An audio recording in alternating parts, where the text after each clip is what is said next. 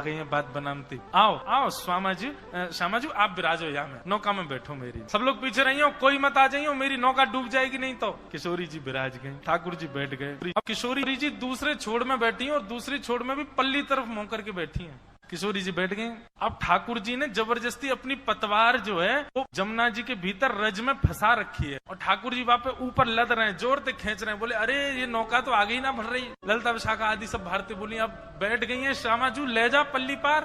बोले अरे बढ़ना रही है ये आगे, क्यों ना बढ़ रही। बोले तुम्हारी जो स्वामिनी बैठी है गलत बैठी है ये। बोले मतलब। बोले अरे तुम न जानो नौका जो है का वो वायु के प्रवाह से चले। अब पल्ली तरफ मेरी नौका को मुख रहेगा वो चलेगी, वही तरफ तुम्हारी स्वामिनी जो श्वास ले रही है तो वायु टकरा जाएगी, नौका कैसे बढ़ेगी आगे। इनते कहो मेरी तरफ मुंह करके बैठ। शाखा बोली जे कौन सा तर्क है लाला तेरो। बोले मेरो तर्क यही है, मेरी नौका ऐसे चलेगी। इनते कहो इधर की तरफ मुंह करके बैठे, तब नौका बढ़े। किशोरी जी तो इशारों करे मैं उतर के आ रही हूँ बाहर। सब कह नहीं नहीं आप बैठी रहो, नेकी तो बात है, कहा करना पल्ली पार जाके ये अपने घर हम अपने घर, हमारो कहा मतलब ही आते। विपरीत स्थिति में सबको बाप बनाना पड़े। श्यामा जी बैठ जाओ। किशोरी जी ठाकुर जी की तरफ मुंह करके बैठ गई, लेकिन मुंह की भौं चढ़ा रखी है, भौं चढ़ा रखी है, प्रेम भर के नहीं देख रही हैं। ठाकुर जी ने नौका ने बाहर लाई और जैसे ही नौका जमुना जी में पहुंची इतने में तो सब सखीन ने धावो बोल दियो, दौड़ करके गई, कोई कहीं ते कोई कहीं ते, और सबरी चढ़ गई वहां नौका में। जाकू जहां जगह मिली वहीं सबरी चढ़ चढ़ के बैठ गई और कई तो ठाकुर जी की गोद में जाके बैठ गई।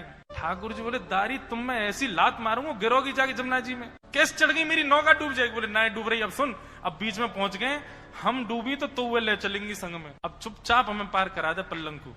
बैठ गई सबरी।